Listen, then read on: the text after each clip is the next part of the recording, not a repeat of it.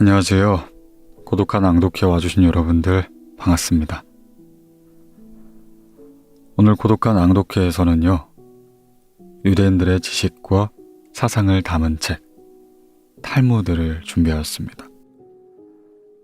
스스로 생각을 키우는 153가지의 탈무드 이야기라는 책이고요. 국민출판사에서 출간되었고 손영실님이 엮으셨습니다. 탈무드는 유대인이 아니어도 평생 한 번쯤은 읽어볼 필요가 있다고 라고 하죠. 그만큼 지혜로운 이야기들과 지식이 많이 담겨져 있다고 합니다. 그런 적이 있는 것 같아요. 가끔 깊이 고민하지 않았던 문제들이 잠깐의 글귀나 스쳐 지나가는 이야기들로 해답을 찾게 되는 일들이 있죠. 탈무드는 그런 느낌을 주는 책인 것 같습니다. 책을 읽어 나가다 보면 어느 순간 생각하지 못했었던 자그마한 해답이 떠오르고, 또 후에 생각을 해보면 참 별것 아닌 고민거리였구나, 이런 생각도 하게 되는 것 같아요. 네, 오늘 저와 같이 책을 읽어보면서 여러분들에게도 작은 해답, 작은 행복이 찾아오길 바라겠습니다. 그럼 낭독 시작하겠습니다.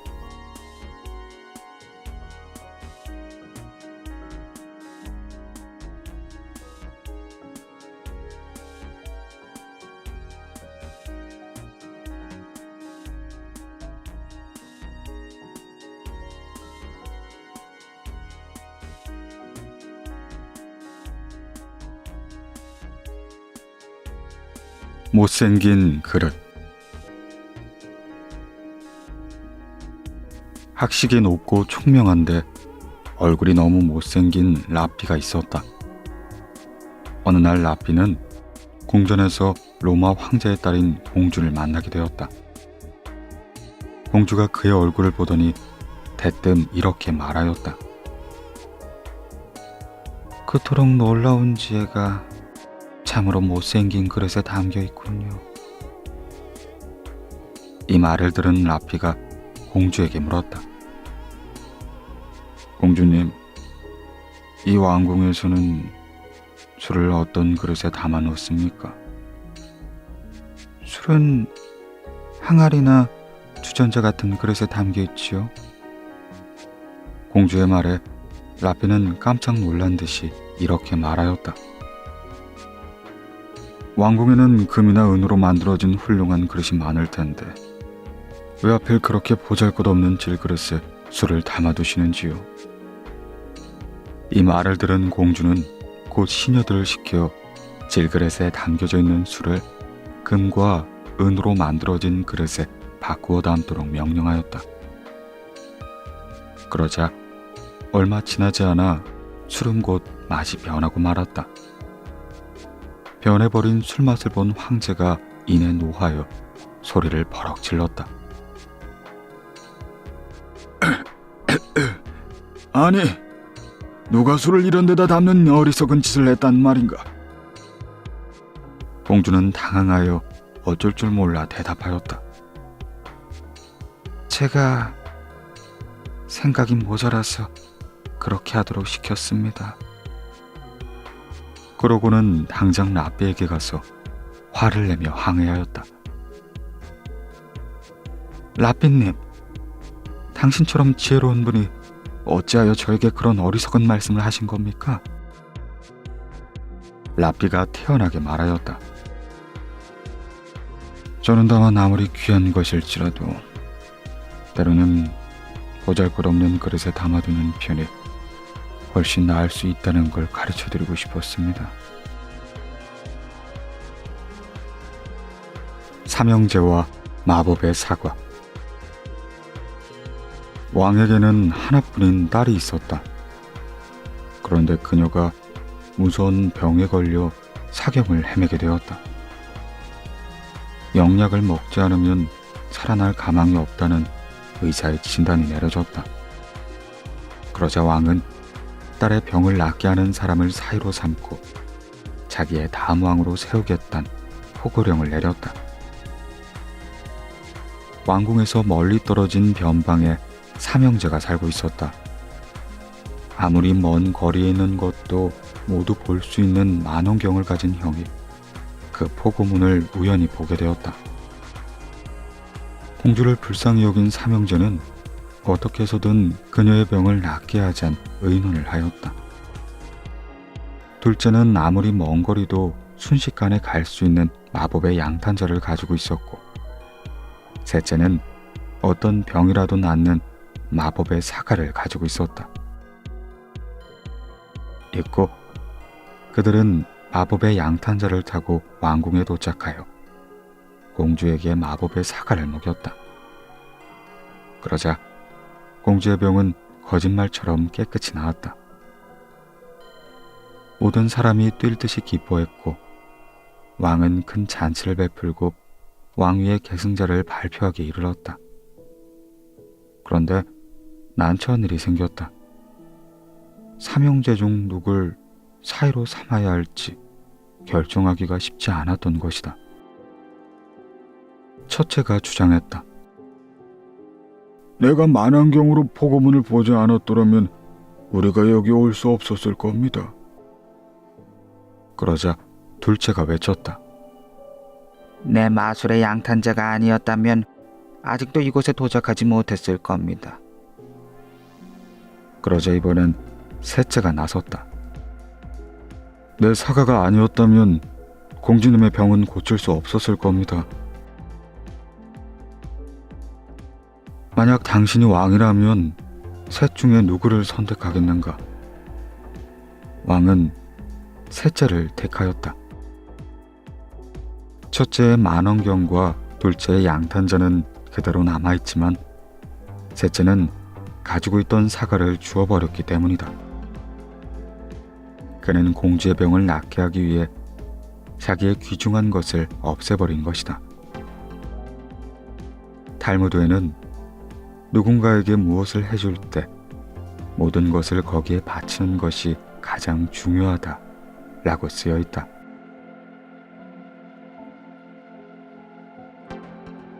혀의 가치.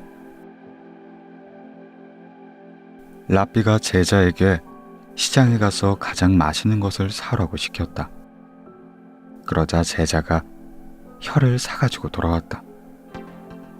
며칠 후 라삐는 제자에게 이번엔 시장에서 가장 싼 것을 사오라고 시켰다.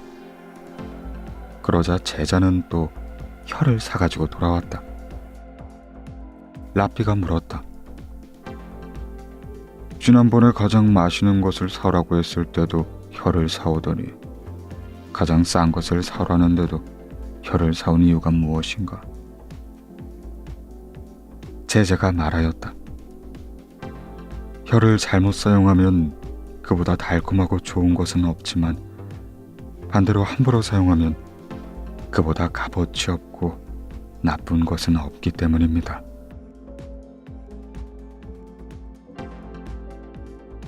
아버지의 유언.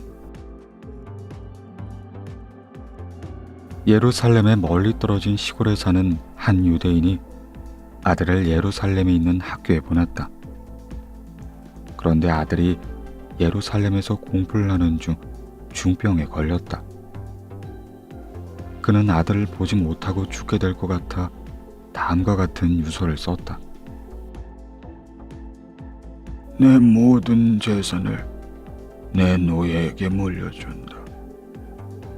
내 아들은 내 재산 중에 단 한 가지만 그가 원하는 것으로 가질 수 있다.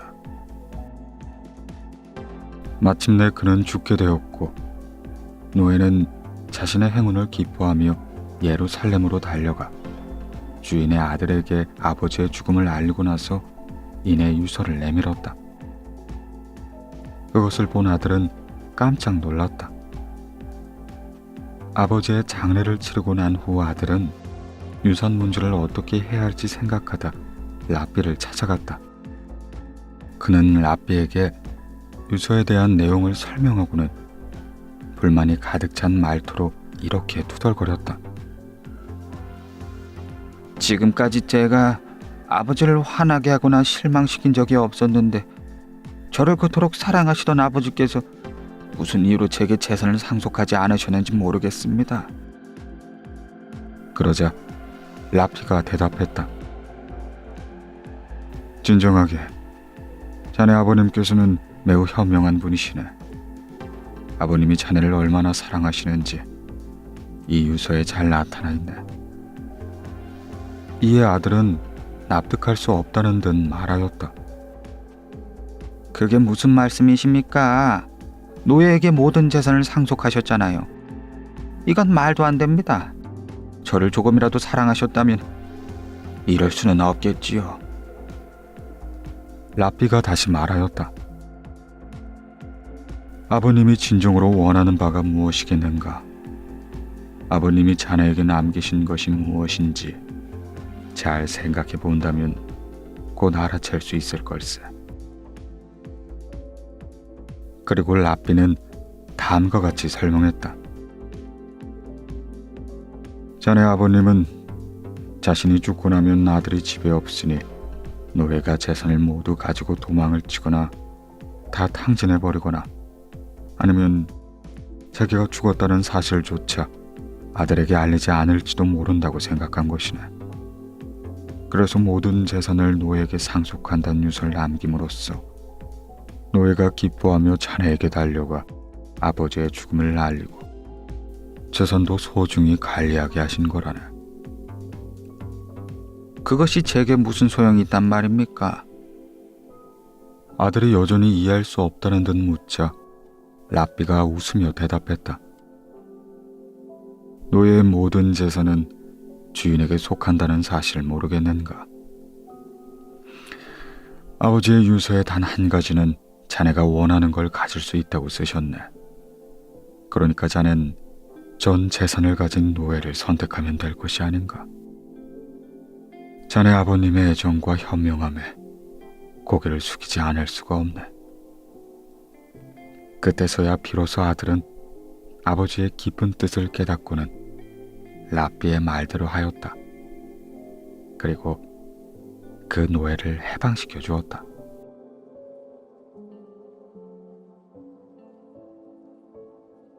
신이 막힌 보석. 어느 라피가 교회에서 설교를 하고 있는 중이었다. 그때 병에 걸린 그의 두 아들이 집에서 죽어가고 있었다. 끝내 아버지를 보지 못하고 두 아이가 죽자 그의 아내는 아이들의 시신을 흰 천으로 덮어놓고 남편을 기다렸다. 잊고 교회에서 라피가 돌아오자 그 사실을 어떻게 알려야 할지 고민하던 아내가 이렇게 물어왔다. 당신께 꼭 여쭤보고 싶은 것이 있습니다. 어떤 사람이 제게 잘 보관해 달라고 하면서 매우 값비싼 보석을 맡겼습니다.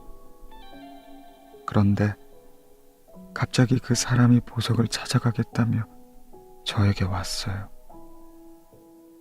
제가 어떻게 하면 좋겠습니까? 아내의 질문에 라피는 주저하지 않고 대답했다. 그야, 그 보석을 맡긴 주인에게 당장 돌려줘야죠. 그러자 아내는 아이들의 숨진 사실을 털어놓기 시작했다. 사실은요, 신께서 우리에게 맡겨두셨던 2개의 값진 보석을 이내 되찾아가셨어요. 라피는 아내의 말을 즉시 알아들었고 더 이상 아무 말도 하지 않았다.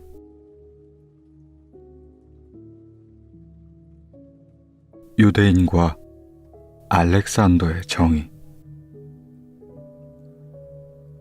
알렉산더 대왕이 유대인들의 생활 관습과 정의에 대해 알고자 이스라엘을 방문 중이었다. 마침 유대인 2사람이 자신들의 문제를 상의하고자 라피를 찾아왔다. 둘 중 한 사람이 다른 사람에게 고문을 샀는데 그 속에서 많은 돈이 발견되었다는 것이다. 고물을 산 사람이 그것을 판 사람에게 말하였다. 나는 고물을 산 것이지 이 돈까지 산 것은 아닙니다. 그러니 이 돈은 마땅히 돌려받아야 합니다. 그러자 고물을 판 사람이 사양하며 주장하였다. 무슨 말씀이시오? 나는 그 고물 전체를 당신에게 판 것이니 그 속에 무엇이 들어있든 그것은 모두 당신의 것입니다. 라피의 판결은 이러하였다. 당신에겐 딸이 있고 또 당신에겐 아들이 있지 않습니까? 그 두 사람을 결혼시켜 그들에게 그 돈을 주는 것이 합당한 일이라 생각합니다. 그러고 나서 라피는 알렉산더 대왕에게 이 문제에 대해 의견을 물었다. 대왕 폐하, 폐하의 나라에서는 이런 경우 어떻게 판결을 내리시는지요? 알렉산더 대왕의 답변은 간결했다.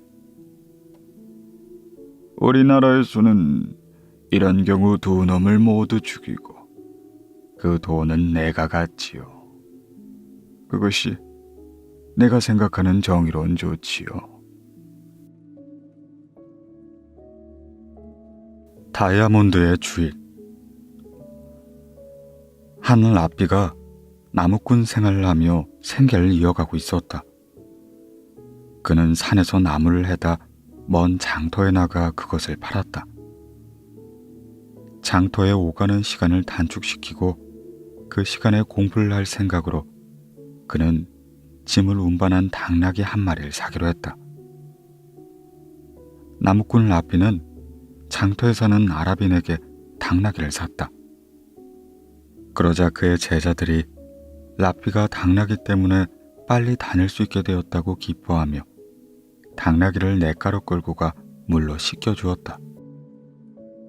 그런데 그때 당나귀의 목의 갈기에서 큰 다이아몬드 한 개가 떨어져 나왔다. 제자들은 라피가 더 이상 가난한 나무꾼 생활을 하지 않아도 되고 공부는 물론 자기들을 가르칠 시간이 많아졌다 생각하고 이내 기뻐하였다. 그리고 라피에게 다이아몬드를 전해주었다. 그러나 라피는 제자들에게 당장 장터로 가 아랍 상인을 찾고 그 다이아몬드를 돌려주라 말하였다. 그러자 제자들이 말하였다. 하지만 선생님, 이것은 선생님이 직접 사신 당나귀에서 나온 것이 아닙니까? 나는 당나귀를 산 것이지 다이아몬드를 산 적은 없다. 내가 산 물건만 갖는 것이 당연한 것이 아닌가. 결국 라피가 상인을 찾아가 다이아몬드를 돌려주었다. 그러자 상인이 말하였다. 당신이 그 당나귀를 샀고 다이아몬드는 그 당나귀에 붙어 있었소. 그러니 굳이 나에게 돌려줄 필요가 없지 않습니까? 라피가 대답하였다. 우리 유대인의 전통과 신앙에 따라 자기가 산 물건만 갖는 것은 당연한 일입니다. 그래서 이 다이아몬드를 당신에게 가져온 것이지요.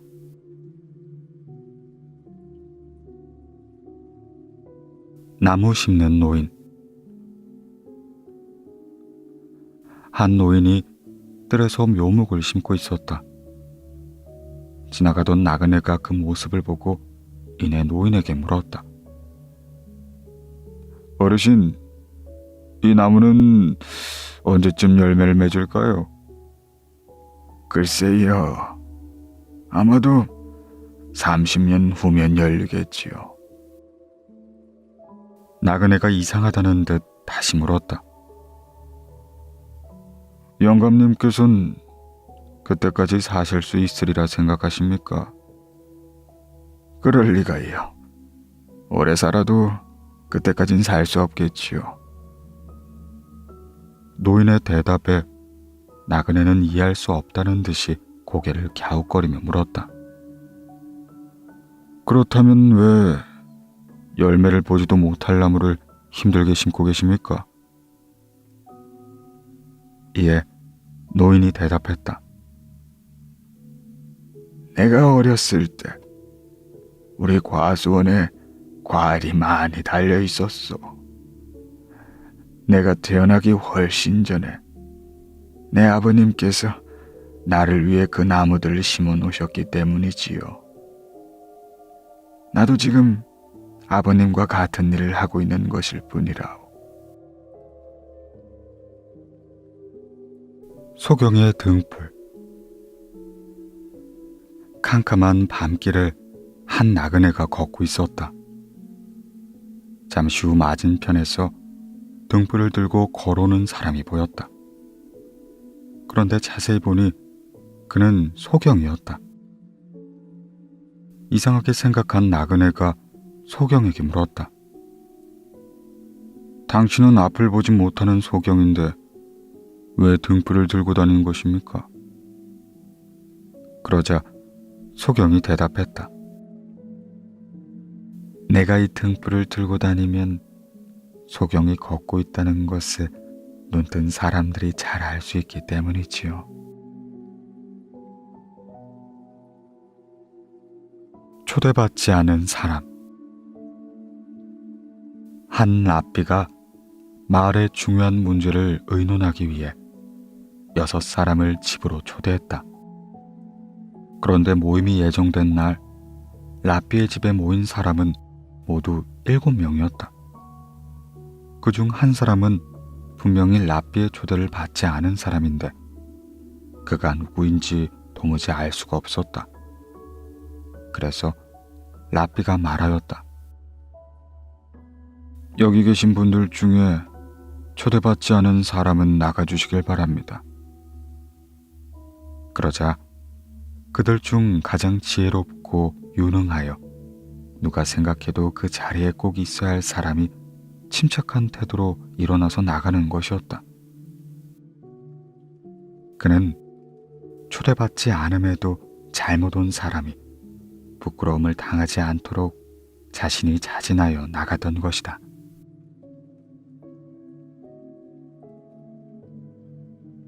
보트의 구멍. 어떤 남자에게 작은 보트가 하나 있었다. 그는 해마다 여름이 되면 가족과 함께 그 보트를 타고 호수에 나가 낚시를 즐겼다. 여름이 끝나자 그는 배를 보관해 두려고 무트로 끌어올리다 배 밑에 작은 구멍이 하나 뚫려 있는 걸 발견했다. 아주 작은 구멍이었기 때문에 다시 보트를 사용할 때 수리하면 될 것이라고 생각하곤 그대로 두었다. 그리고 페인트공을 시켜 보트에 페인트만 새로 칠해두었다. 이듬해 봄은 유난히 일찍 찾아왔다.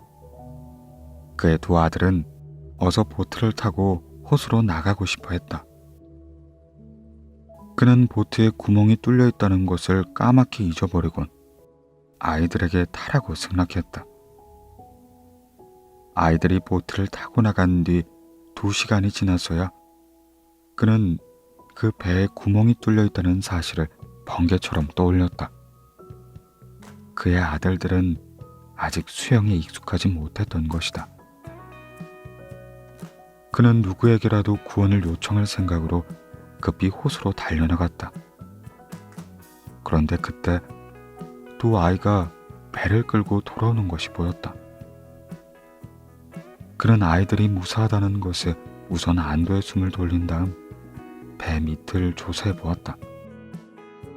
그런데 배 밑에 뚫려 있어야 할 구멍은 이미 막혀 있는 것이 아닌가. 그는 페인트공이 배에 페인트를 칠하며 고쳐준 것임을 깨닫고 선물을 사들고 그에게 인사를 하러 갔다. 아니, 제가 배에 칠을 했을 때 대금을 이미 주셨는데 또 왜 이런 선물을 주시는 겁니까? 그가 대답했다. 배에 작은 구멍이 뚫려 있는 것을 당신이 고쳐놨더군요. 나는 배를 사용하기 전에 고치려 생각하고 있었는데 그만 깜빡 잊어버리고 말았습니다. 당신은 내가 그 구멍을 수리해달라는 부탁을 하지도 않았는데 그것을 잘 막아주셨습니다. 당신 덕분에 내 두 아들의 생명을 구했습니다.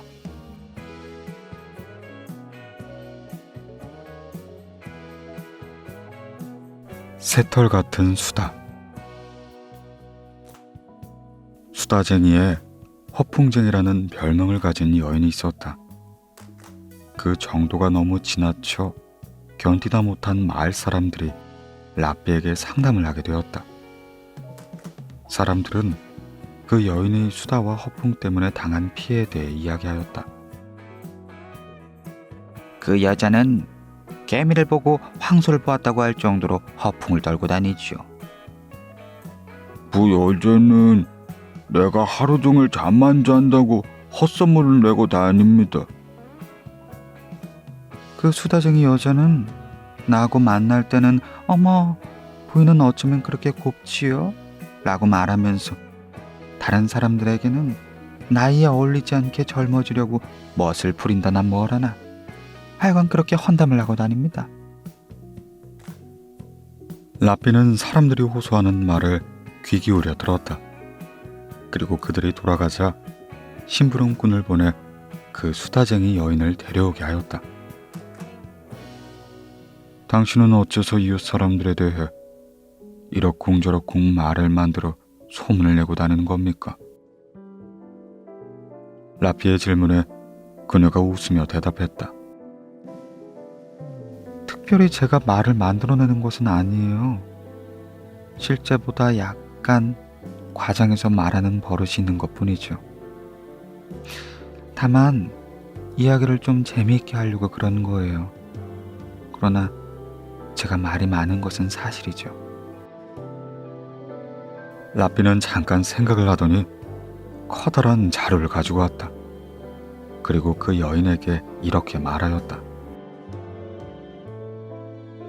이 자루를 짊어지고 광장으로 가서 이 속에 들어있는 것을 길바닥에 하나씩 놓으면서 집으로 돌아가십시오. 그리고 집으로 도착하면 다시 그것을 주워 담으며 광장으로 가십시오. 여자가 받아든 자루는 가벼웠다. 광장에 도착해 자를 열어보니 새털이 가득 들어있었다. 날씨는 맑게 갠 가을날이었고 미풍이 살랑살랑 불고 있었다. 그녀는 라피가 시킨 대로 새털을 꺼내 천천히 길가에 늘어놓으며 집으로 돌아갔다. 그리고 집에 도착해서는 텅 빈 자루를 들고 길을 되돌아가 좀 전에 늘어놓은 것들을 담으며 광장으로 가려 했다. 그러나 새털은 바람을 타고 여기저기 날아다녔다. 그녀는 라삐에게로 돌아가 새털을 몇 개밖에 줍지 못했다고 하였다. 그러자 라삐가 말하였다. 헌담이라는 것은 그 자루 속에 든 새털과 같은 것입니다. 한 번 입에서 나오면 다시 주워 담기가 어렵지요. 라삐의 현명한 기지로 여인은 두 번 다시 수다나 허풍을 떨지 않게 되었다.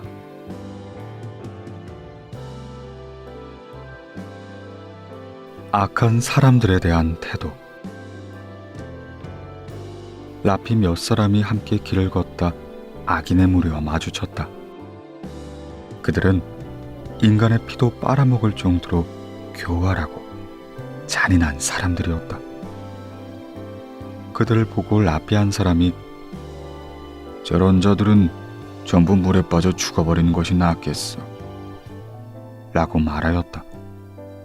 그러자 그중 가장 윗사람인 라피가 이렇게 타일렀다.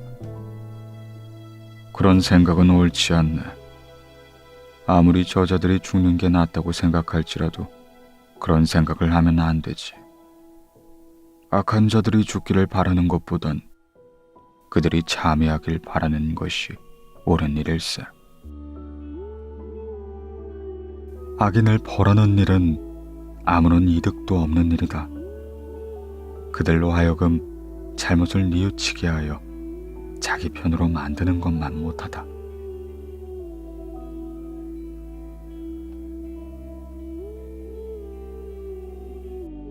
가정의 평화를 위해 메이어는 설교를 잘하기로 널리 소문이 나 있는 라피였다. 그는 매주 금요일 밤 교회에서 설교를 하였다. 그때마다 수백 명의 사람들이 그의 설교를 듣기 위해 찾아왔다. 그들 가운데 그의 설교를 좋아하여 빠지지 않고 참석하는 여인이 있었다.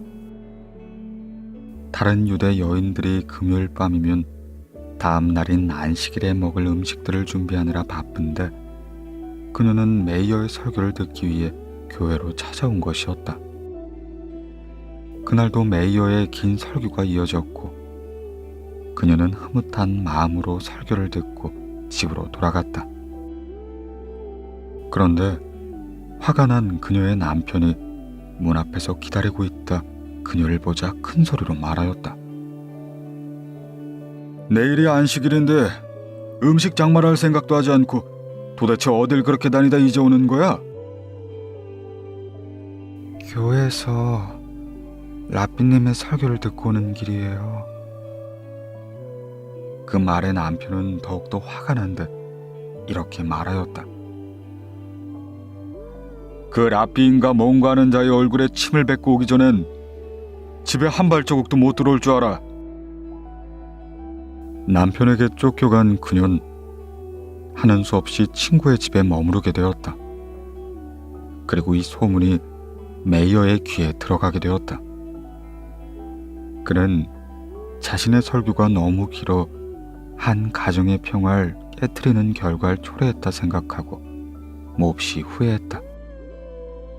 그래서 그는 그녀의 가정을 회복시키기 위해 여인을 불러 자신의 눈이 몹시 아프다고 호소했다.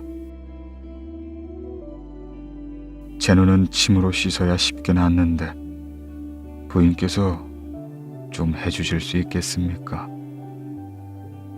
그리하여 여인은 라삐의 눈에 침을 뱉게 되었다. 이를 본 제자들은 의아하여 메이어에게 물었다.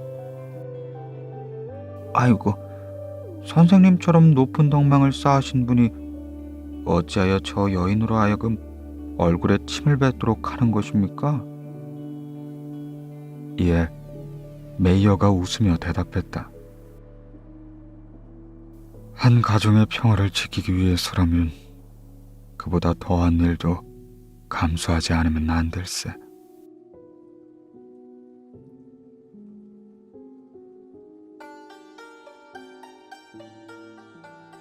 굴뚝 청소. 어느 날 라삐가 제자에게 물었다.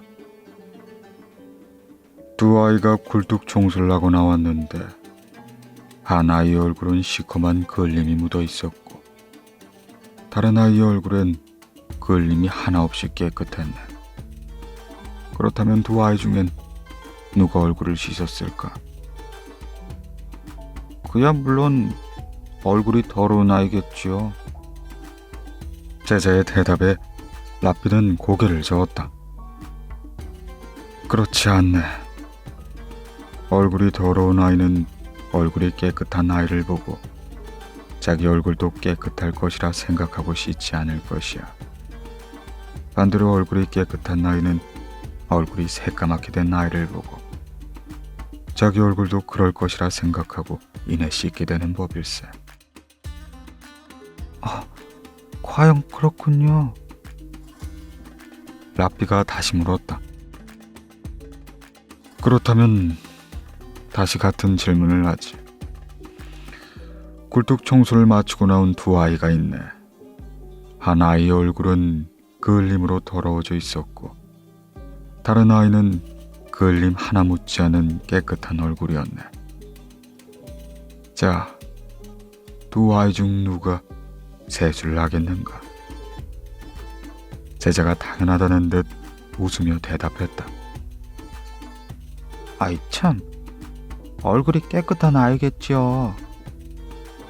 이에 라삐가 다시 고개를 저으며 말했다. 두 아이 모두 굴뚝 총수를 했는데 어떻게 한 아이는 얼굴이 깨끗하고 한 아이는 더러울 수 있단 말인가?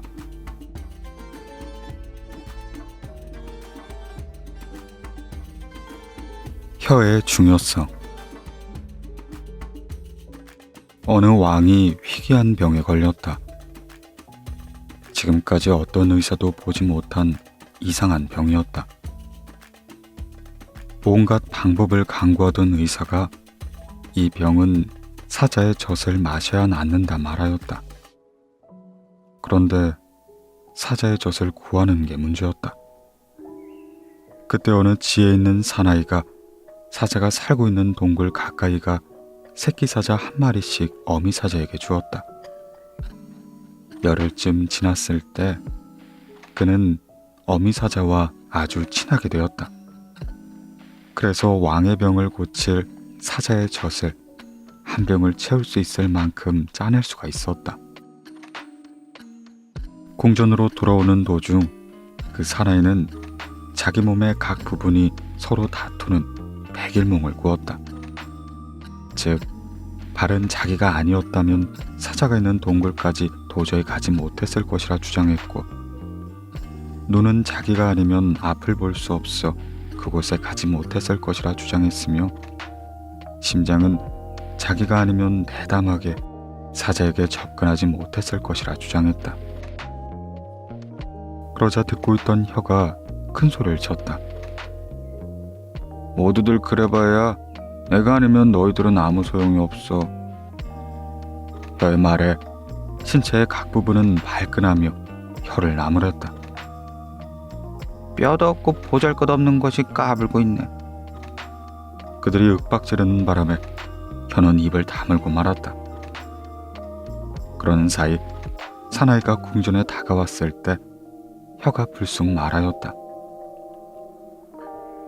누가 가장 중요한지 내가 알려주지. 사나이가 왕 앞에 다가서자 이건 무슨 젖이냐? 하고 왕이 물어왔다. 사나이는 엉뚱하게 대답을 하였다. 예, 이것은 개젖입니다. 조금 전까지 심하게 혀를 윽박지르던 신체와 각 부분은 비로소 혀의 힘이 얼마나 강한지를 깨닫고 모두 혀에게 사과를 했다. 그러자 혀가 다시 말했다. 아닙니다. 제가 말씀을 잘못 드렸습니다. 이것은 틀림없이 사자의 젖입니다. 가장 중요한 부분일수록 자제력을 상실하면 더 큰 잘못을 저지르기 마련이다.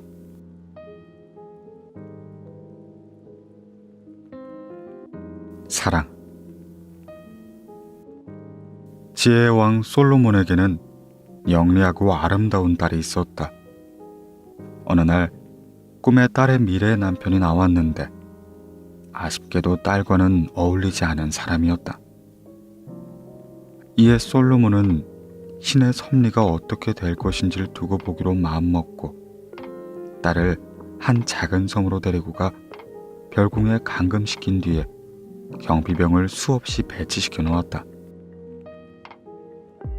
운명의 그 남자는 어딘가 황무지를 혼자 방황하고 있었다.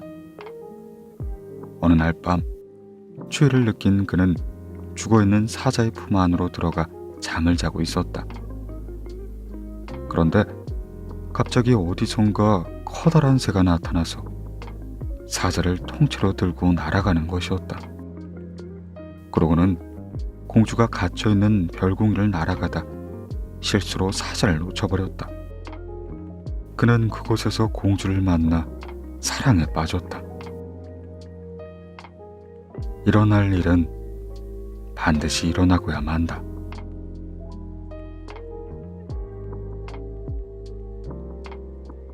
시집가는 딸에게. 사랑하는 내 딸아, 만일 네가 남편을 왕처럼 섬긴다면 그는 너를 여왕처럼 대우할 것이야. 네가 하녀처럼 행동한다면 그는 너를 하녀처럼 취급할 것이야. 또 네가 자존심을 세워 그에게 봉사하길 거부한다면 그는 너를 힘으로 정복하여 복종하게 할 것이야.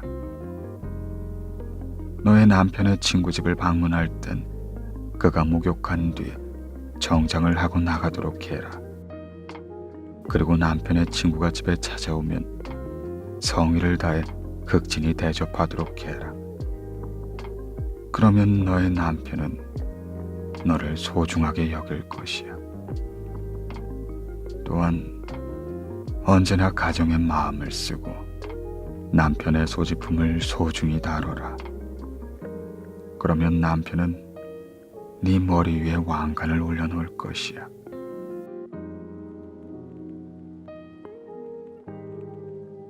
로마 황제와 라삐의 딸. 인류 최초의 여성인 하와는 하나님께서 아담의 갈비뼈 하나를 뽑아 만드셨다. 어느 날 로마의 황제가 한 라삐의 집을 찾아가 이렇게 질문을 하였다. 하나님은 도둑이나 다름없소이다.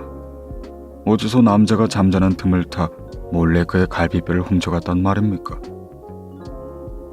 그때 옆에서 조용히 이 말을 듣고 있었던 라삐의 딸이 이에 끼어들었다.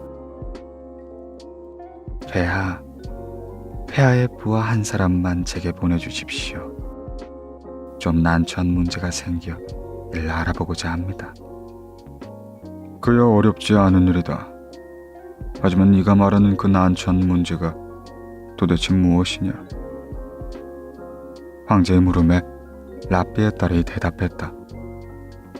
실은 어젯밤 저희 집에 도둑이 들었는데 금고를 훔쳐갔습니다. 그런데 금고를 가져간 대신 황금 항아리를 놓고 갔습니다. 이것이 난처한 일이 아니고 무엇이겠습니까? 그래서 그 까닭을 조사해보고자 합니다. 그거 참 부러운 일이로다. 까닭을 조사할 필요가 있겠느냐? 그런 도둑이라면 내게도 들어왔으면 좋겠구나. 황제의 답변을 듣고 라삐의 딸이 결론을 내렸다. 폐하께서 그렇게 말하실 줄 알았습니다. 이 일은 곧 하나님께서 아담의 갈비뼈 하나를 가져가신 일과 다름없지 않습니까? 하나님께서는 갈비뼈 한 개를 가져가는 대신 비교할 수 없을 정도로 가치 있는 보물인 여자를 세상에 남기셨습니다. 그 말을 들은 로마 황제는 아무 말도 하지 못하였다.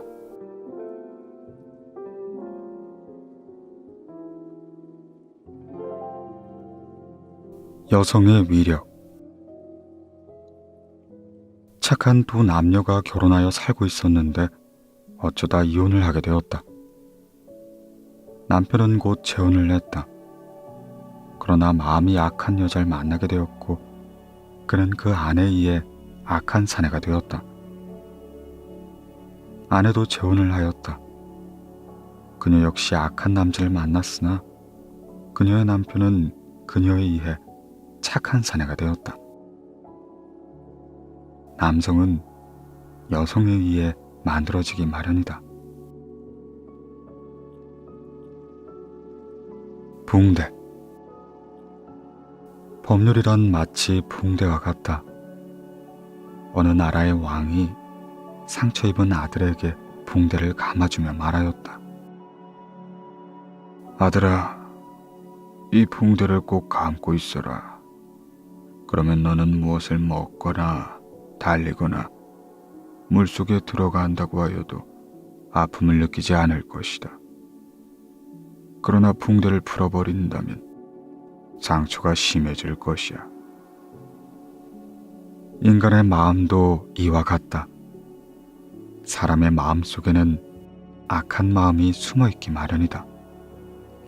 그렇지만 법률을 지킴으로써 또 법률을 지키고 있는 한 결코 사람은 악에 빠지게 되는 일은 없을 것이다.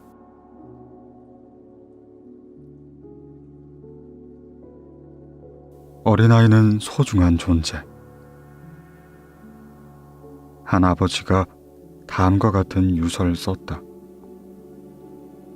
내 재산을 전부 아들에게 줄 것이다. 그러나 내 아들이 진짜 바보가 되기 전엔 그 재산을 물려줄 수 없다.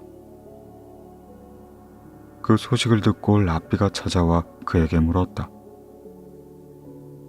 당신은 참 이상한 유서를 썼군요. 대체 당신의 아들이 바보가 되지 않으면 재산을 물려주지 않겠다니 무슨 이유라도 있는 겁니까? 라삐의 질문에 그는 갈대아날 입에 물더니 괴이한 울음을 내며 마루 위를 엉금엉금 기어다녔다. 이런 그의 행동은 자기 아들이 결혼하여 아이를 갖게 되고 그 자식을 기여하게 되면 재산을 물려준다는 뜻이었다. 아이가 태어나면 인간은 바보가 된다. 라는 속담이 여기에서 비롯된 것이다. 유대인에게 어린아이는 매우 소중한 존재로서 부모는 자식을 위해 모든 것을 희생한다. 유대민족이 십계명을 받았을 때 반드시 그것을 지키겠다는 맹세를 해야만 했다.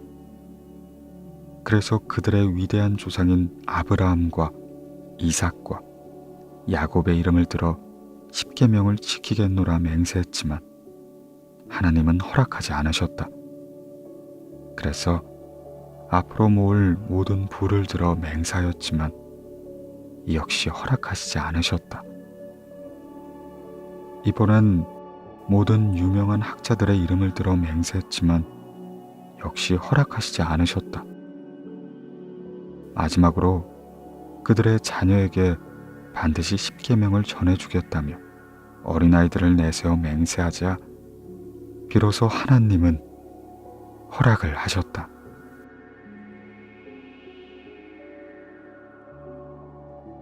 감사하는 마음. 최초의 인간 아담은 빵 하나를 만들어 먹기 위해 얼마나 많은 일을 해야만 했던가. 밭을 갈고 씨앗을 뿌리고 잡초를 뽑고 곡식을 걷어들이고 빻아서 가루로 만들고 반죽하고 굽는 등의 적어도 15개의 단계를 거쳐야만 했다. 그러나 지금은 돈만 있으면 얼마든지 빵집에 가서 빵을 살 수 있다. 옛날엔 한 사람이 해야 했던 15단계의 일을 여러 사람이 나누어 하고 있기 때문이다. 그러므로 빵을 먹을 때에도 많은 사람들에게 감사하는 마음을 가져야 한다. 인류 최초의 인간은 자기 몸에 걸칠 옷 하나를 만들기 위해서도 많은 노력을 기울여야만 했다. 양을 기르고 그것을 잡아 털을 깎고 실을 만들고 옷감을 짜고 그것을 다시 꿰매어 입기까지 많은 어려움을 겪었다. 그러나 오늘날엔 돈만 내면 마음에 드는 옷을 살 수 있다. 과거엔 혼자 해야만 했던 일들을 여러 사람이 나누어 하고 있기 때문이다. 그러므로 옷을 입을 때에도 관련된 많은 사람들에게 감사하는 마음을 가져야 한다.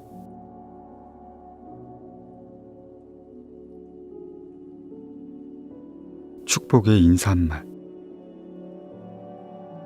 한 사나이가 오랜 여행으로 심신이 지치고 배고픔과 목마름에 시달리고 있었다. 그는 오랫동안 사막을 지나 간신히 나무가 있는 곳에 이르렀다. 그는 지친 몸을 나무 그늘에 쉬면서 나무 열매로 굶주린 배를 채우고 시원한 물을 마셔 타는 목을 축인 다음에 비로소 안도의 한숨을 길게 쉬었다. 그리고 여행을 계속하기 위해 다시 길을 떠나려 자리에 일어났다. 그는 그 나무에게 감사하다며 다음과 같은 작별 인사를 하였다. 나무야, 정말 고맙다. 어떻게 이 고마움을 전해야 할지 모르겠구나. 네 열매가 맛있게 되어주길 빌어주겐 내 열매가 벌써 충분히 맛있었고 시원한 나무 그늘 갖도록 빌어주려 해도 너는 이미 시원한 그늘 가졌으며 네가 무럭무럭 자라날 수 있도록 충분한 물이 있길 빌어주려 해도 네 곁에는 이미 충분한 물이 있구나.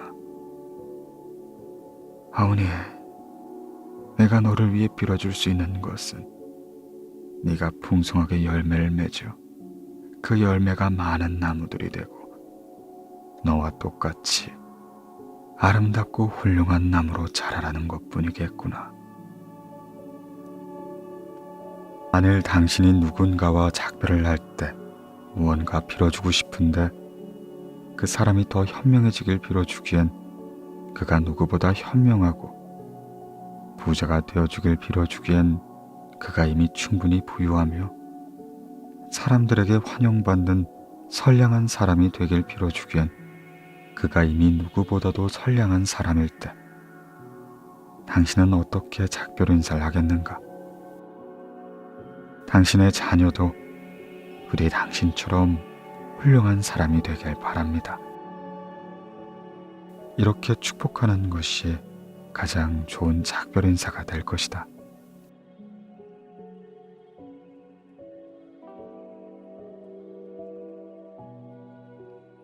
축복이 필요한 때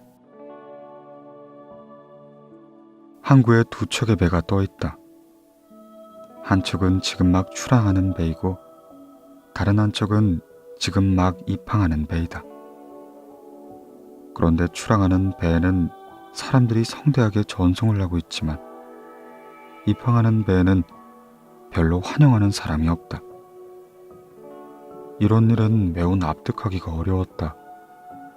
출항하는 배의 미래는 예측하기 어렵고 항해 중에 풍랑을 만나 침몰할지도 모른다. 그런데 왜 그렇게 성대하게 전송을 한단 말인가? 사실은 오랜 항해 끝에 무사히 임무를 마치고 입항하는 배야말로 성대한 환영을 받아야 마땅하다. 이는 인간사도 마찬가지다. 어린아이가 태어나면 모두 축복하지만 이는 마치 그 어린아이가 인생이라는 넓고 막막한 바다에 막 출범하는 것과 다름이 없으므로 그의 앞길에 어떤 일이 기다리고 있는지 예측하기 어렵다. 그 어린아이가 병을 앓아 죽게 될지도 모를 일이며 흉악한 사람으로 자라날지도 모를 일이다. 반면에 한 인간의 일생을 마쳤을 때 모든 게 확실해질 때라 할 수 있다. 그가 평생을 통해 무언가를 했는가가 이내 명백해진다. 그러므로 이때야말로 성대하게 축복해줘야 한다.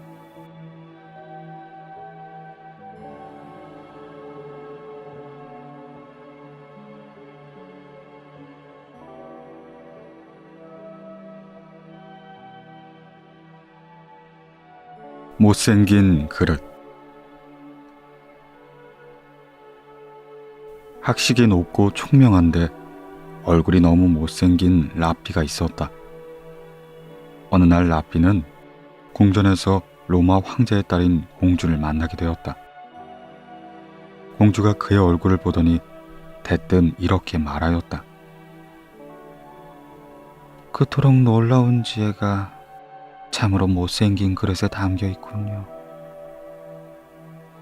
이 말을 들은 라삐가 공주에게 물었다. 공주님, 이 왕궁에서는 술을 어떤 그릇에 담아 놓습니까? 술은 항아리나 주전자 같은 그릇에 담겨 있지요. 공주의 말에 라삐는 깜짝 놀란 듯이 이렇게 말하였다. 왕궁에는 금이나 은으로 만들어진 훌륭한 그릇이 많을 텐데 왜 하필 그렇게 보잘것없는 질그릇에 술을 담아두시는지요? 이 말을 들은 공주는 곧 시녀들을 시켜 질그릇에 담겨져 있는 술을 금과 은으로 만들어진 그릇에 바꾸어 담도록 명령하였다. 그러자 얼마 지나지 않아 술은 곧 맛이 변하고 말았다.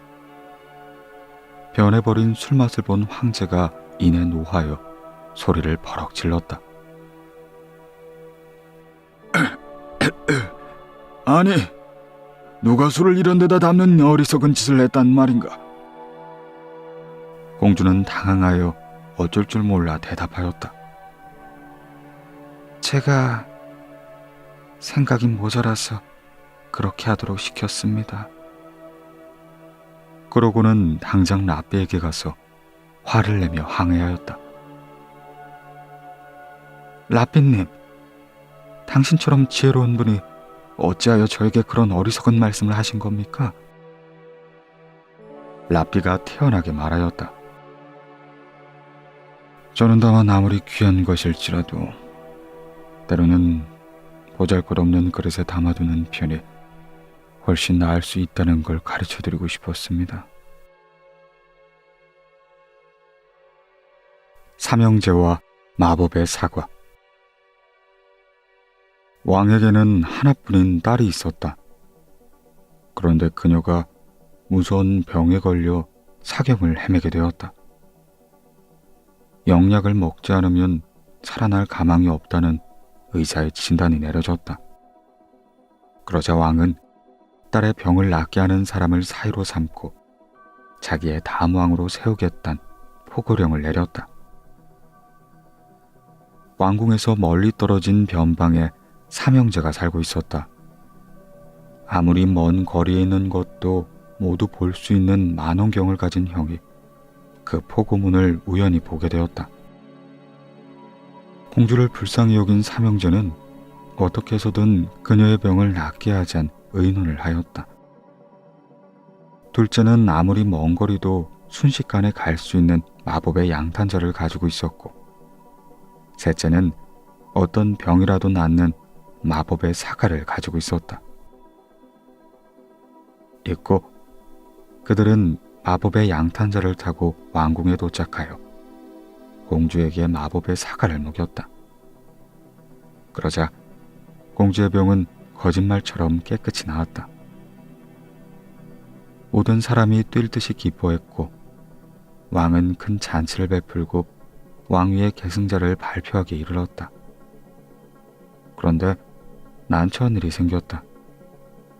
삼형제 중 누굴 사이로 삼아야 할지 결정하기가 쉽지 않았던 것이다.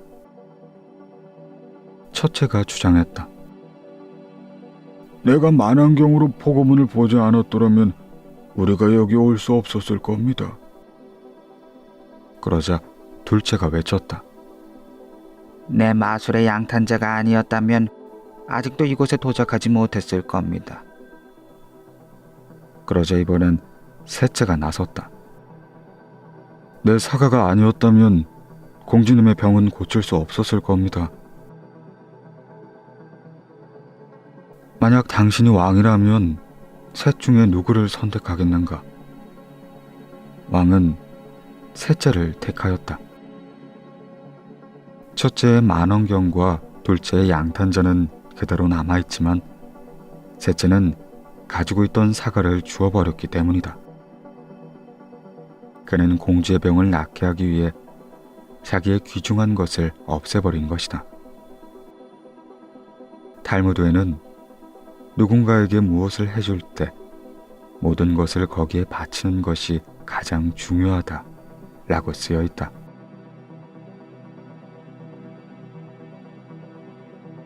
혀의 가치.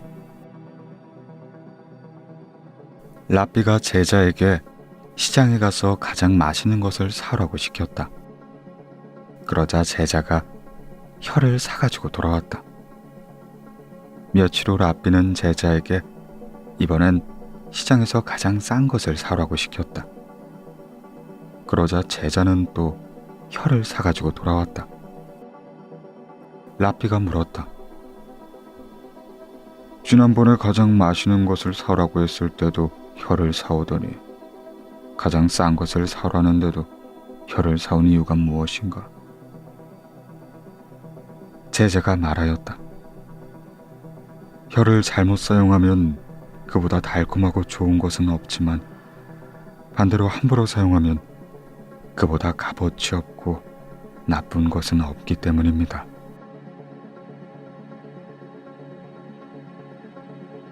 아버지의 유언.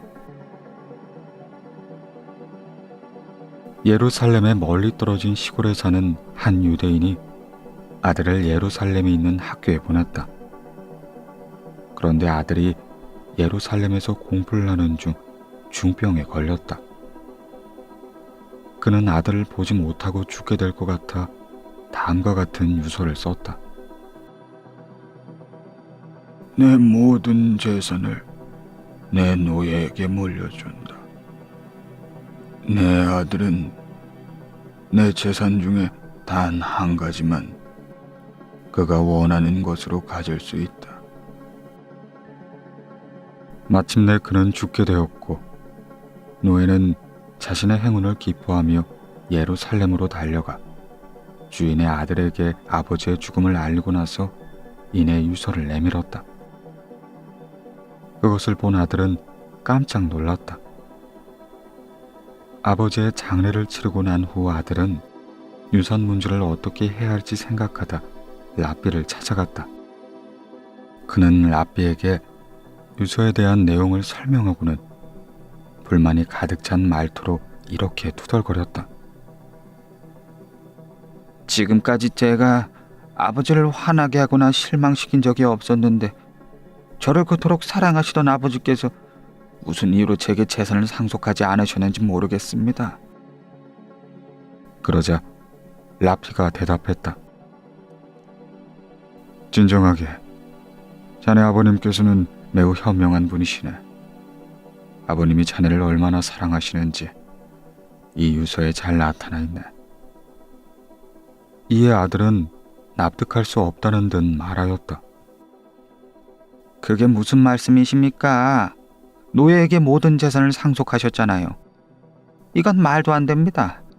저를 조금이라도 사랑하셨다면 이럴 수는 없겠지요. 라피가 다시 말하였다. 아버님이 진정으로 원하는 바가 무엇이겠는가? 아버님이 자네에게 남기신 것이 무엇인지 잘 생각해 본다면 곧 알아챌 수 있을 걸세. 그리고 라피는 다음과 같이 설명했다. 자네 아버님은 자신이 죽고 나면 아들이 집에 없으니 노예가 재산을 모두 가지고 도망을 치거나 다 탕진해버리거나 아니면 자기가 죽었다는 사실조차 아들에게 알리지 않을지도 모른다고 생각한 것이네. 그래서 모든 재산을 노예에게 상속한다는 유서를 남김으로써 노예가 기뻐하며 자네에게 달려가 아버지의 죽음을 알리고 재산도 소중히 관리하게 하신 거라네. 그것이 제게 무슨 소용이 있단 말입니까? 아들이 여전히 이해할 수 없다는 듯 묻자 라비가 웃으며 대답했다. 노예의 모든 재산은 주인에게 속한다는 사실을 모르겠는가? 아버지의 유서의 단 한 가지는 자네가 원하는 걸 가질 수 있다고 쓰셨네. 그러니까 자넨 전 재산을 가진 노예를 선택하면 될 것이 아닌가? 자네 아버님의 애정과 현명함에 고개를 숙이지 않을 수가 없네. 그때서야 비로소 아들은 아버지의 깊은 뜻을 깨닫고는 라비의 말대로 하였다. 그리고 그 노예를 해방시켜 주었다.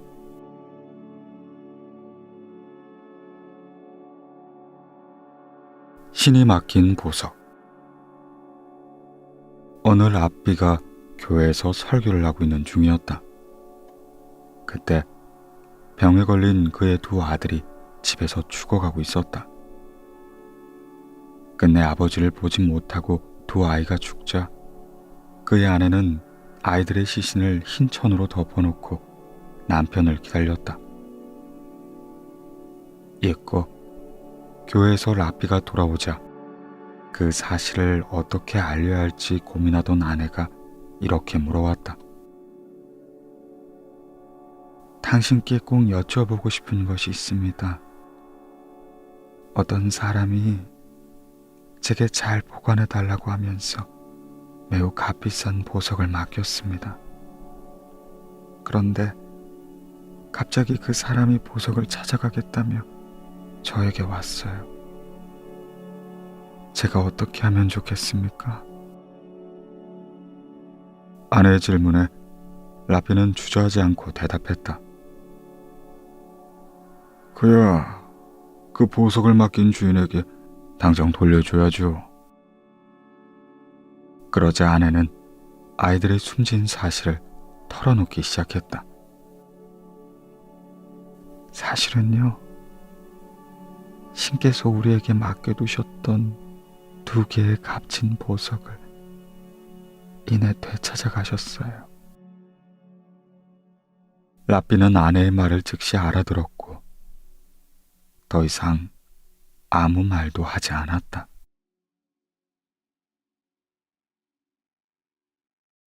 유대인과 알렉산더의 정의.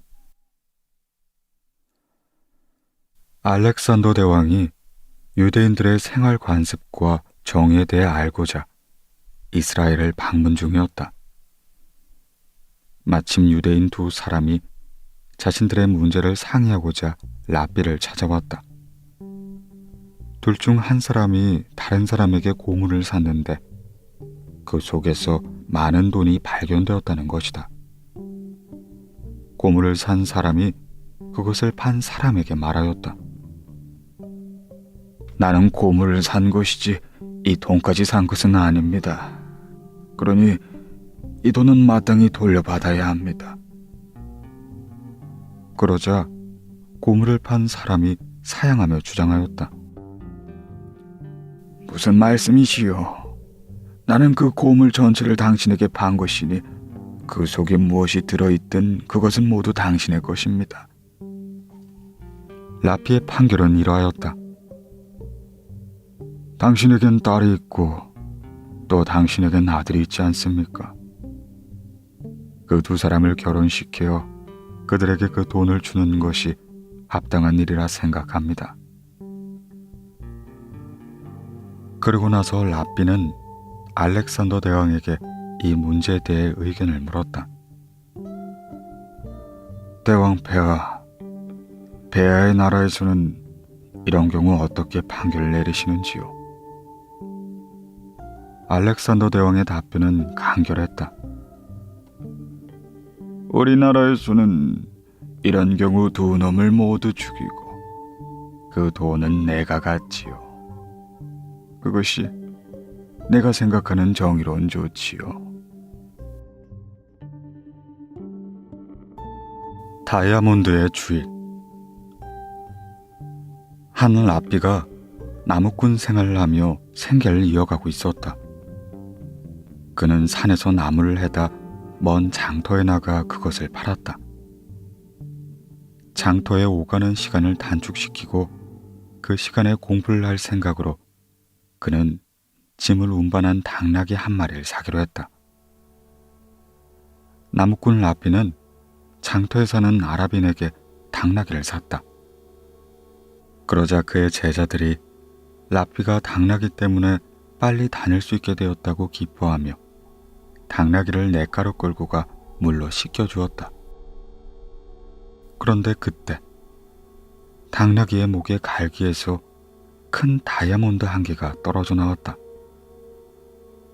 제자들은 라삐가 더 이상 가난한 나무꾼 생활을 하지 않아도 되고 공부는 물론 자기들을 가르칠 시간이 많아졌다 생각하고 이내 기뻐하였다. 그리고 라삐에게 다이아몬드를 전해주었다.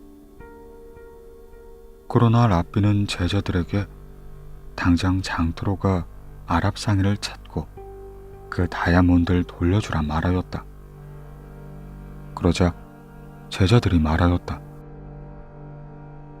하지만 선생님, 이것은 선생님이 직접 사신 당나귀에서 나온 것이 아닙니까? 나는 당나귀를 산 것이지 다이아몬드를 산 적은 없다.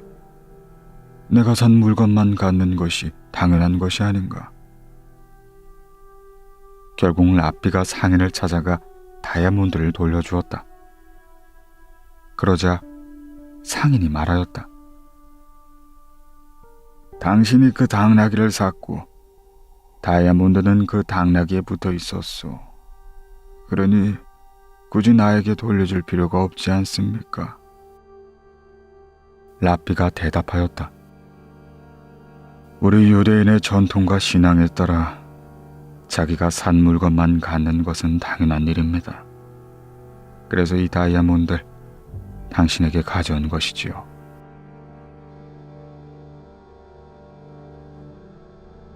나무 심는 노인. 한 노인이 뜰에서 묘목을 심고 있었다. 지나가던 나그네가 그 모습을 보고 이내 노인에게 물었다. 어르신, 이 나무는 언제쯤 열매를 맺을까요? 글쎄요, 아마도 30년 후면 열리겠지요. 나그네가 이상하다는 듯 다시 물었다. 영감님께서는 그때까지 사실 수 있으리라 생각하십니까? 그럴 리가요. 오래 살아도 그때까진 살 수 없겠지요. 노인의 대답에 나그네는 이해할 수 없다는 듯이 고개를 갸웃거리며 물었다. 그렇다면 왜 열매를 보지도 못할 나무를 힘들게 심고 계십니까? 이에 노인이 대답했다. 내가 어렸을 때 우리 과수원에 과일이 많이 달려 있었소. 내가 태어나기 훨씬 전에 내 아버님께서 나를 위해 그 나무들을 심어 놓으셨기 때문이지요. 나도 지금 아버님과 같은 일을 하고 있는 것일 뿐이라오. 소경의 등불. 캄캄한 밤길을 한 나그네가 걷고 있었다. 잠시 후 맞은편에서 등불을 들고 걸어오는 사람이 보였다. 그런데 자세히 보니 그는 소경이었다. 이상하게 생각한 나그네가 소경에게 물었다. 당신은 앞을 보지 못하는 소경인데 왜 등불을 들고 다니는 것입니까? 그러자 소경이 대답했다. 내가 이 등불을 들고 다니면 소경이 걷고 있다는 것을 눈뜬 사람들이 잘 알 수 있기 때문이지요.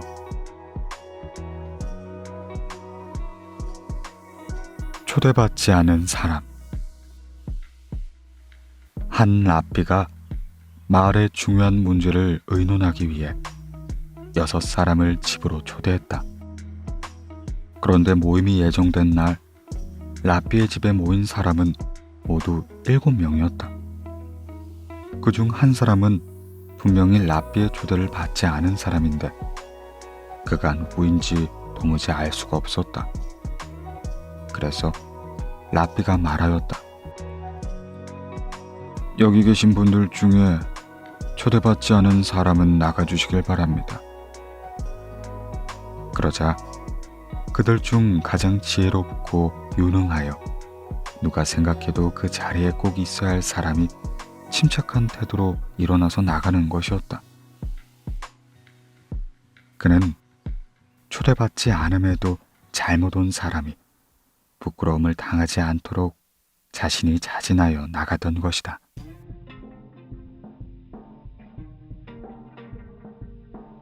보트의 구멍. 어떤 남자에게 작은 보트가 하나 있었다. 그는 해마다 여름이 되면 가족과 함께 그 보트를 타고 호수에 나가 낚시를 즐겼다. 여름이 끝나자 그는 배를 보관해 두려고 무트로 끌어올리다 배 밑에 작은 구멍이 하나 뚫려 있는 걸 발견했다. 아주 작은 구멍이었기 때문에 다시 보트를 사용할 때 수리하면 될 것이라고 생각하곤 그대로 두었다. 그리고 페인트공을 시켜 보트에 페인트만 새로 칠해두었다. 이듬해 봄은 유난히 일찍 찾아왔다. 그의 두 아들은 어서 보트를 타고 호수로 나가고 싶어 했다. 그는 보트에 구멍이 뚫려 있다는 것을 까맣게 잊어버리곤 아이들에게 타라고 승낙했다. 아이들이 보트를 타고 나간 뒤 2시간이 지나서야 그는 그 배에 구멍이 뚫려 있다는 사실을 번개처럼 떠올렸다. 그의 아들들은 아직 수영에 익숙하지 못했던 것이다. 그는 누구에게라도 구원을 요청할 생각으로 급히 호수로 달려나갔다. 그런데 그때 두 아이가 배를 끌고 돌아오는 것이 보였다. 그는 아이들이 무사하다는 것에 우선 안도의 숨을 돌린 다음 배 밑을 조사해 보았다. 그런데 배 밑에 뚫려 있어야 할 구멍은 이미 막혀있는 것이 아닌가. 그는 페인트공이 배에 페인트를 칠하며 고쳐준 것임을 깨닫고 선물을 사들고 그에게 인사를 하러 갔다. 아니, 제가 배에 칠을 했을 때 대금을 이미 주셨는데 또 왜 이런 선물을 주시는 겁니까? 그가 대답했다.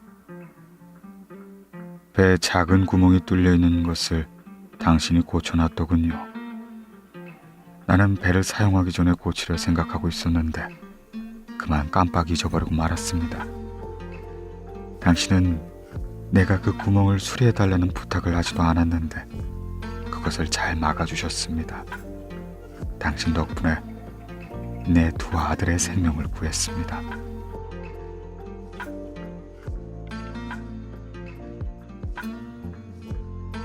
새털 같은 수다. 수다쟁이에 허풍쟁이라는 별명을 가진 여인이 있었다. 그 정도가 너무 지나쳐 견디다 못한 마을 사람들이 라삐에게 상담을 하게 되었다. 사람들은 그 여인의 수다와 허풍 때문에 당한 피해에 대해 이야기하였다. 그 여자는 개미를 보고 황소를 보았다고 할 정도로 허풍을 떨고 다니죠. 그 여자는 내가 하루 종일 잠만 잔다고 헛선물을 내고 다닙니다. 그 수다쟁이 여자는 나하고 만날 때는 어머, 부인은 어쩌면 그렇게 곱지요?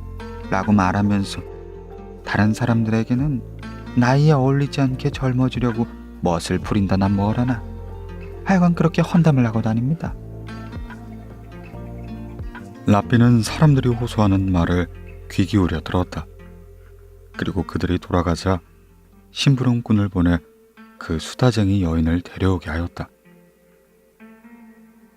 당신은 어째서 이웃 사람들에 대해 이러쿵저러쿵 말을 만들어 소문을 내고 다니는 겁니까? 라피의 질문에 그녀가 웃으며 대답했다. 특별히 제가 말을 만들어내는 것은 아니에요. 실제보다 약간 과장해서 말하는 버릇이 있는 것뿐이죠. 다만 이야기를 좀 재미있게 하려고 그런 거예요. 그러나 제가 말이 많은 것은 사실이죠.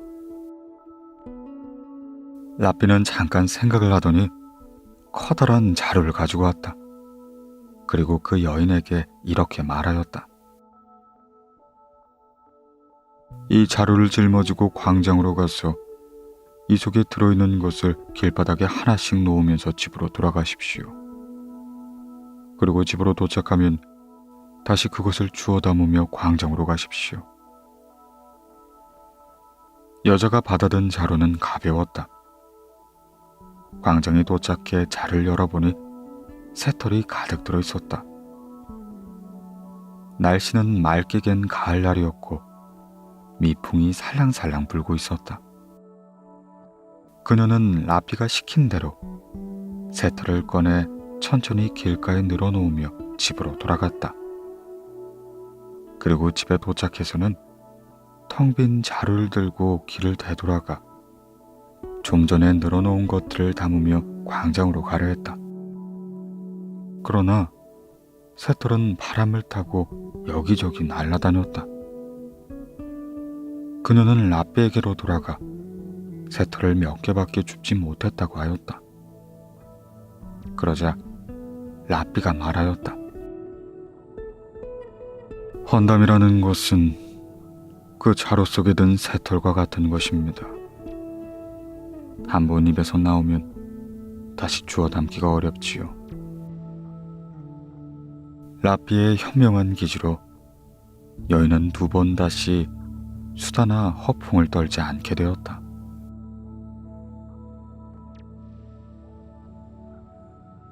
악한 사람들에 대한 태도. 라삐 몇 사람이 함께 길을 걷다 악인의 무리와 마주쳤다.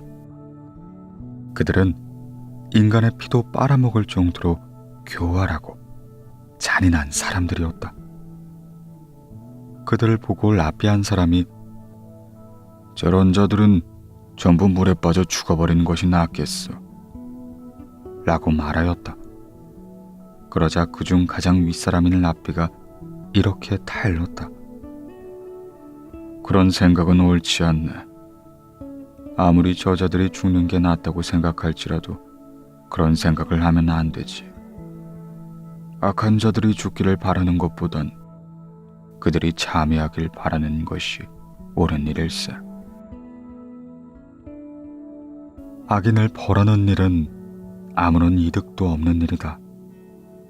그들로 하여금 잘못을 뉘우치게 하여 자기 편으로 만드는 것만 못하다.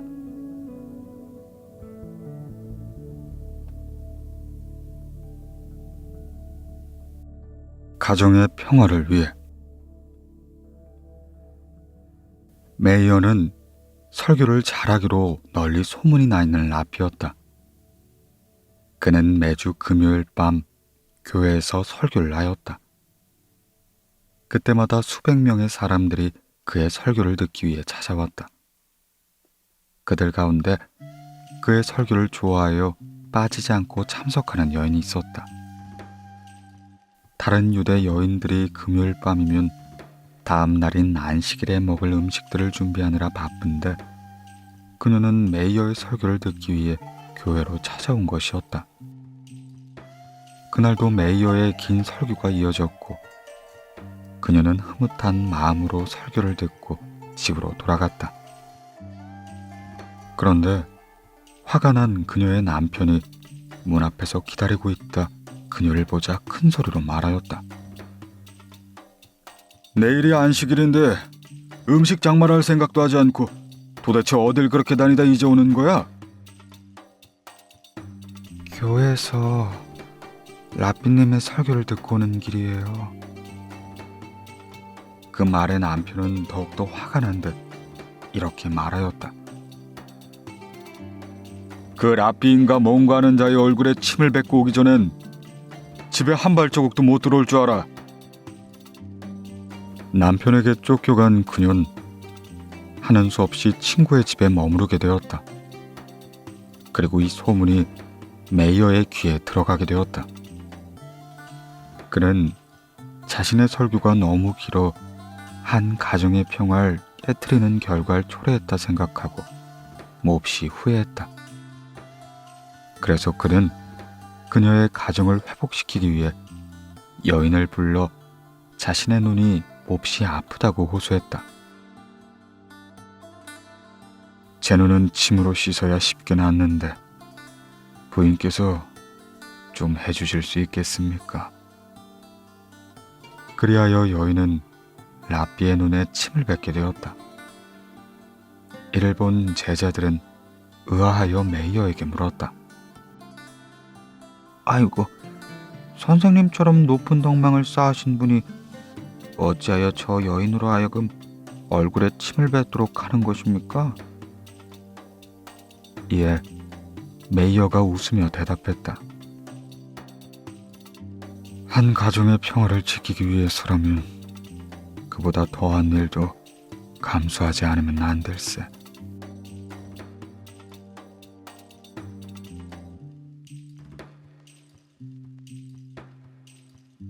굴뚝 청소. 어느 날 라삐가 제자에게 물었다. 두 아이가 굴뚝 총수를 하고 나왔는데 한 아이의 얼굴은 시커먼 그을림이 묻어 있었고 다른 아이의 얼굴엔 그을림이 하나 없이 깨끗했네. 그렇다면 두 아이 중엔 누가 얼굴을 씻었을까? 그야 물론 얼굴이 더러운 아이겠지요. 제자의 대답에 라피는 고개를 저었다. 그렇지 않네. 얼굴이 더러운 아이는 얼굴이 깨끗한 아이를 보고 자기 얼굴도 깨끗할 것이라 생각하고 씻지 않을 것이야. 반대로 얼굴이 깨끗한 아이는 얼굴이 새까맣게 된 아이를 보고 자기 얼굴도 그럴 것이라 생각하고 이내 씻게 되는 법일세. 과연 그렇군요. 라피가 다시 물었다. 그렇다면 다시 같은 질문을 하지. 굴뚝 청소를 마치고 나온 두 아이가 있네. 한 아이의 얼굴은 그을림으로 더러워져 있었고 다른 아이는 그을림 하나 묻지 않은 깨끗한 얼굴이었네. 자, 두 아이 중 누가 세수를 하겠는가? 제자가 당연하다는 듯 웃으며 대답했다. 아이 참, 얼굴이 깨끗한 아이겠지요. 이에 라피가 다시 고개를 저으며 말했다. 두 아이 모두 굴뚝 총수를 했는데 어떻게 한 아이는 얼굴이 깨끗하고 한 아이는 더러울 수 있단 말인가?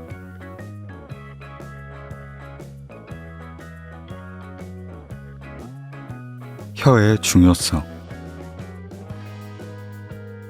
어느 왕이 희귀한 병에 걸렸다. 지금까지 어떤 의사도 보지 못한 이상한 병이었다. 온갖 방법을 강구하던 의사가 이 병은 사자의 젖을 마셔야 낫는다 말하였다.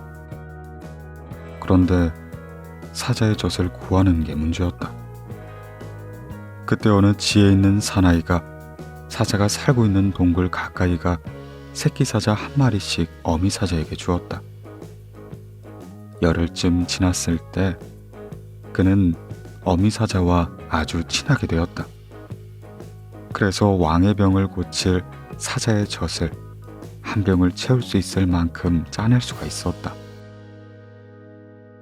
궁전으로 돌아오는 도중 그 사나이는 자기 몸의 각 부분이 서로 다투는 백일몽을 꾸었다. 즉, 발은 자기가 아니었다면 사자가 있는 동굴까지 도저히 가지 못했을 것이라 주장했고, 눈은 자기가 아니면 앞을 볼 수 없어 그곳에 가지 못했을 것이라 주장했으며, 심장은 자기가 아니면 대담하게 사자에게 접근하지 못했을 것이라 주장했다. 그러자 듣고 있던 혀가 큰 소리를 쳤다. 모두들 그래봐야 내가 아니면 너희들은 아무 소용이 없어. 혀의 말에 신체의 각 부분은 발끈하며 혀를 나무랬다. 뼈도 없고 보잘것없는 것이 까불고 있네. 그들이 윽박지르는 바람에 혀는 입을 다물고 말았다. 그러는 사이 사나이가 궁전에 다가왔을 때 혀가 불쑥 말하였다. 누가 가장 중요한지 내가 알려주지. 사나이가 왕 앞에 다가서자 이건 무슨 젖이냐? 하고 왕이 물어왔다. 사나이는 엉뚱하게 대답을 하였다. 예, 이것은 개젖입니다. 조금 전까지 심하게 혀를 윽박지르던 신체와 각 부분은 비로소 혀의 힘이 얼마나 강한지를 깨닫고 모두 혀에게 사과를 했다. 그러자 혀가 다시 말했다. 아닙니다. 제가 말씀을 잘못 드렸습니다. 이것은 틀림없이 사자의 젖입니다. 가장 중요한 부분일수록 자제력을 상실하면 더 큰 잘못을 저지르기 마련이다.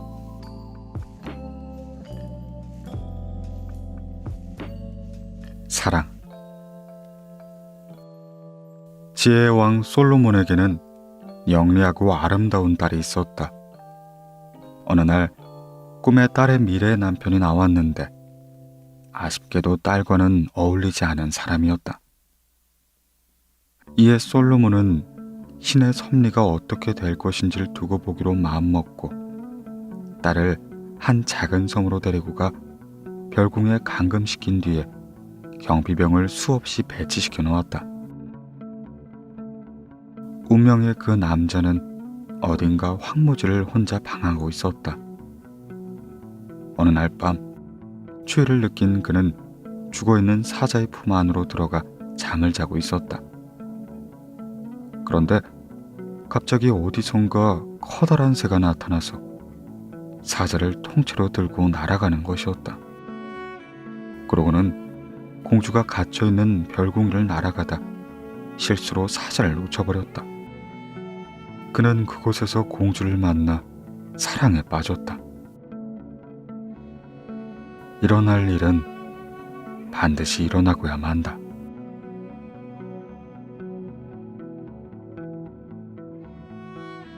시집가는 딸에게. 사랑하는 내 딸아, 만일 네가 남편을 왕처럼 섬긴다면 그는 너를 여왕처럼 대우할 것이야. 네가 하녀처럼 행동한다면 그는 너를 하녀처럼 취급할 것이야. 또 네가 자존심을 세워 그에게 봉사하길 거부한다면 그는 너를 힘으로 정복하여 복종하게 할 것이야. 너의 남편의 친구 집을 방문할 땐 그가 목욕한 뒤에 정장을 하고 나가도록 해라. 그리고 남편의 친구가 집에 찾아오면 성의를 다해 극진히 대접하도록 해라. 그러면 너의 남편은 너를 소중하게 여길 것이야. 또한 언제나 가정에 마음을 쓰고 남편의 소지품을 소중히 다뤄라. 그러면 남편은 네 머리 위에 왕관을 올려놓을 것이야.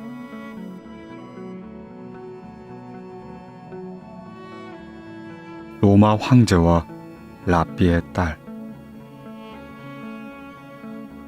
인류 최초의 여성인 하와는 하나님께서 아담의 갈비뼈 하나를 뽑아 만드셨다.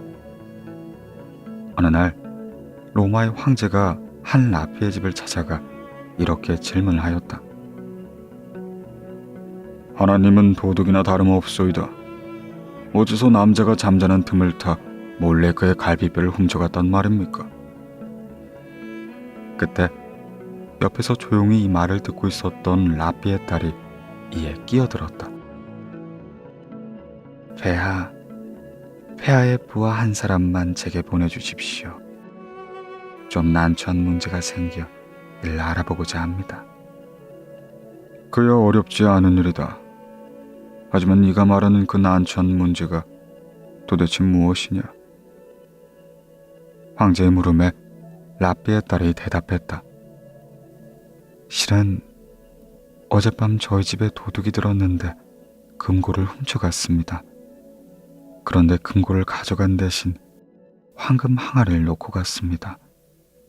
이것이 난처한 일이 아니고 무엇이겠습니까? 그래서 그 까닭을 조사해보고자 합니다. 거참 부러운 일이로다. 까닭을 조사할 필요가 있겠느냐. 그런 도둑이라면 내게도 들어왔으면 좋겠구나. 황제의 답변을 듣고 라삐의 딸이 결론을 내렸다. 폐하께서 그렇게 말하실 줄 알았습니다. 이 일은 곧 하나님께서 아담의 갈비뼈 하나를 가져가신 일과 다름없지 않습니까?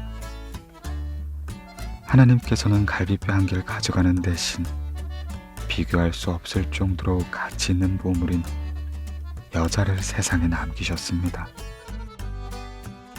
그 말을 들은 로마 황제는 아무 말도 하지 못하였다.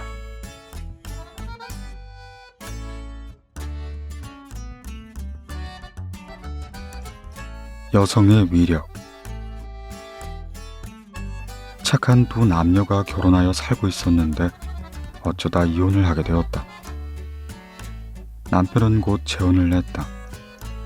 그러나 마음이 악한 여자를 만나게 되었고 그는 그 아내에 의해 악한 사내가 되었다. 아내도 재혼을 하였다. 그녀 역시 악한 남자를 만났으나 그녀의 남편은 그녀에 의해 착한 사내가 되었다. 남성은 여성에 의해 만들어지기 마련이다. 붕대. 법률이란 마치 붕대와 같다. 어느 나라의 왕이 상처 입은 아들에게 붕대를 감아주며 말하였다. 아들아, 이 붕대를 꼭 감고 있어라. 그러면 너는 무엇을 먹거나 달리거나 물속에 들어간다고 하여도 아픔을 느끼지 않을 것이다. 그러나 붕대를 풀어버린다면 상처가 심해질 것이야. 인간의 마음도 이와 같다. 사람의 마음 속에는 악한 마음이 숨어있기 마련이다. 그렇지만 법률을 지킴으로써 또 법률을 지키고 있는 한 결코 사람은 악에 빠지게 되는 일은 없을 것이다.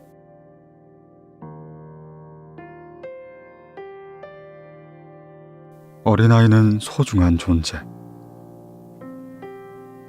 한 아버지가 다음과 같은 유서를 썼다. 내 재산을 전부 아들에게 줄 것이다. 그러나 내 아들이 진짜 바보가 되기 전엔 그 재산을 물려줄 수 없다. 그 소식을 듣고 라삐가 찾아와 그에게 물었다. 당신은 참 이상한 유서를 썼군요. 대체 당신의 아들이 바보가 되지 않으면 재산을 물려주지 않겠다니 무슨 이유라도 있는 겁니까? 라삐의 질문에 그는 갈대아날 입에 물더니 괴이한 울음을 내며 마루 위를 엉금엉금 기어다녔다. 이런 그의 행동은 자기 아들이 결혼하여 아이를 갖게 되고 그 자식을 기여하게 되면 재산을 물려준다는 뜻이었다. 아이가 태어나면 인간은 바보가 된다. 라는 속담이 여기에서 비롯된 것이다. 유대인에게 어린아이는 매우 소중한 존재로서 부모는 자식을 위해 모든 것을 희생한다. 유대민족이 십계명을 받았을 때 반드시 그것을 지키겠다는 맹세를 해야만 했다. 그래서 그들의 위대한 조상인 아브라함과 이삭과 야곱의 이름을 들어 십계명을 지키겠노라 맹세했지만 하나님은 허락하지 않으셨다.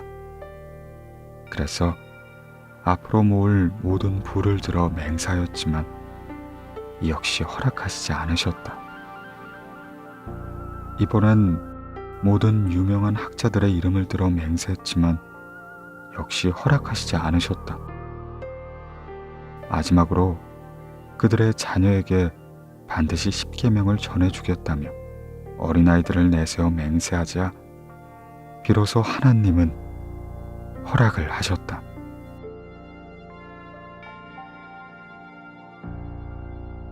감사하는 마음. 최초의 인간 아담은 빵 하나를 만들어 먹기 위해 얼마나 많은 일을 해야만 했던가. 밭을 갈고 씨앗을 뿌리고 잡초를 뽑고 곡식을 걷어들이고 빻아서 가루로 만들고 반죽하고 굽는 등의 적어도 15개의 단계를 거쳐야만 했다. 그러나 지금은 돈만 있으면 얼마든지 빵집에 가서 빵을 살 수 있다. 옛날엔 한 사람이 해야 했던 15단계의 일을 여러 사람이 나누어 하고 있기 때문이다. 그러므로 빵을 먹을 때에도 많은 사람들에게 감사하는 마음을 가져야 한다. 인류 최초의 인간은 자기 몸에 걸칠 옷 하나를 만들기 위해서도 많은 노력을 기울여야만 했다. 양을 기르고 그것을 잡아 털을 깎고 실을 만들고 옷감을 짜고 그것을 다시 꿰매어 입기까지 많은 어려움을 겪었다.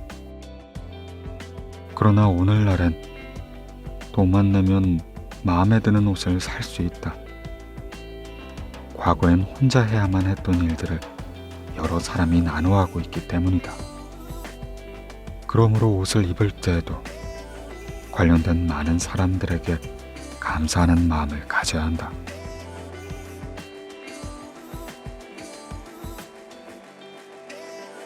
축복의 인사말. 한 사나이가 오랜 여행으로 심신이 지치고 배고픔과 목마름에 시달리고 있었다. 그는 오랫동안 사막을 지나 간신히 나무가 있는 곳에 이르렀다. 그는 지친 몸을 나무 그늘에 쉬면서 나무 열매로 굶주린 배를 채우고 시원한 물을 마셔 타는 목을 축인 다음에 비로소 안도의 한숨을 길게 쉬었다. 그리고 여행을 계속하기 위해 다시 길을 떠나려 자리에 일어났다. 그는 그 나무에게 감사하다며 다음과 같은 작별 인사를 하였다. 나무야, 정말 고맙다. 어떻게 이 고마움을 전해야 할지 모르겠구나. 네 열매가 맛있게 되어주길 빌어주겐 내 열매가 벌써 충분히 맛있었고 시원한 나무 그늘 갖도록 빌어주려 해도 너는 이미 시원한 그늘 가졌으며 네가 무럭무럭 자라날 수 있도록 충분한 물이 있길 빌어주려 해도 네 곁에는 이미 충분한 물이 있구나. 아오니, 내가 너를 위해 빌어줄 수 있는 것은 네가 풍성하게 열매를 맺어 그 열매가 많은 나무들이 되고 너와 똑같이 아름답고 훌륭한 나무로 자라라는 것뿐이겠구나.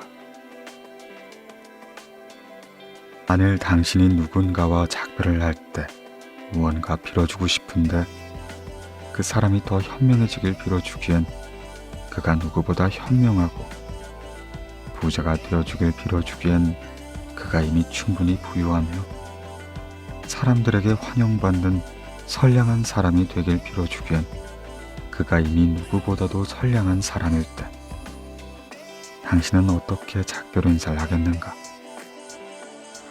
당신의 자녀도 부디 당신처럼 훌륭한 사람이 되길 바랍니다. 이렇게 축복하는 것이 가장 좋은 작별 인사가 될 것이다.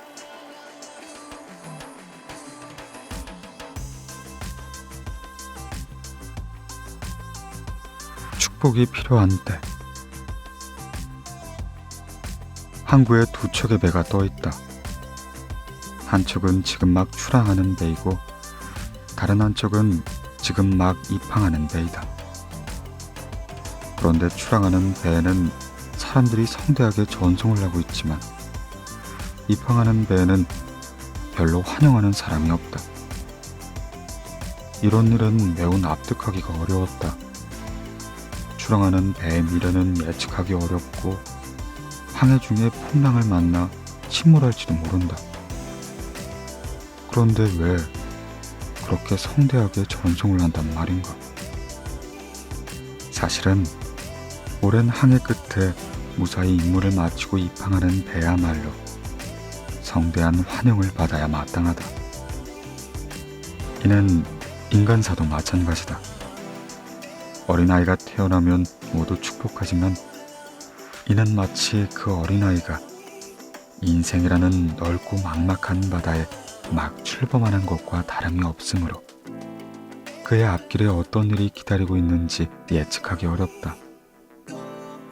그 어린아이가 병을 앓아 죽게 될지도 모를 일이며 흉악한 사람으로 자라날지도 모를 일이다. 반면에 한 인간의 일생을 마쳤을 때 모든 게 확실해질 때라 할 수 있다. 그가 평생을 통해 무언가를 했는가가 이내 명백해진다. 그러므로 이때야말로 성대하게 축복해줘야 한다.